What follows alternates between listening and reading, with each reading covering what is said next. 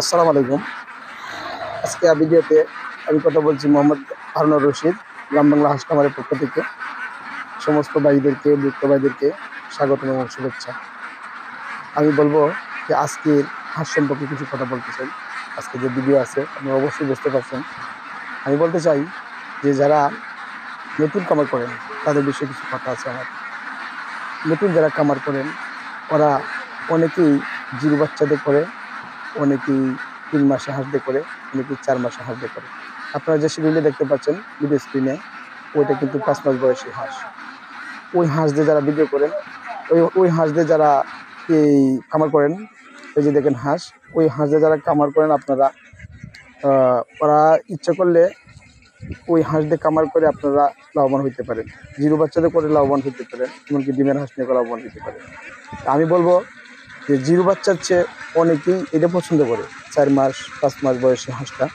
কারণ ওই হাঁসটা নিলে শুধু আর মাঠে রাখবে, কিছুদিন পরে দিনে চলে আসবে। আর খামার ক্ষেত্রে অনেকেই প্রশ্ন করে যে হারুন ভাই কোন হাঁস দিয়ে খামার করবো।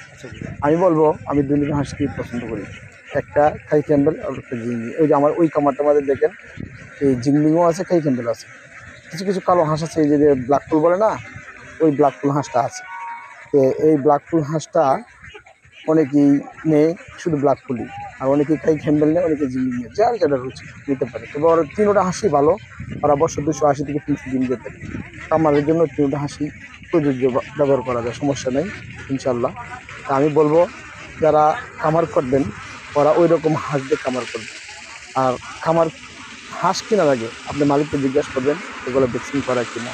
ভ্যাকসিন করা থাকলে কোনো সমস্যা নেই।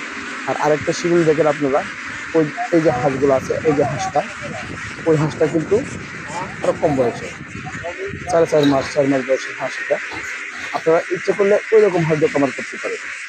ওই রকম হাঁস যদি আপনারা কামার করেন, ওটার লাভ হইলো এটা সেটার চেয়ে 5 মাসের চেয়ে ওটার দামে কিছু কম আছে, করতে পারেন। এমনকি আমাদের কাছে আরও বিভিন্ন রকমের হাঁস আছে, যেমন 4 মাস 5 মাস 4.5 মাস ওইরকম বয়সী হাঁস আছে। আমি সামনে দেখাবো এই 5 মাস বয়সী হাঁসটা, যেটা ডিমের মুখোমুখি। ওই এই প্রত্যেক এই যার যেটা রুচি হয়, এই রুচি মতো আমরা কামার করতে পারবো।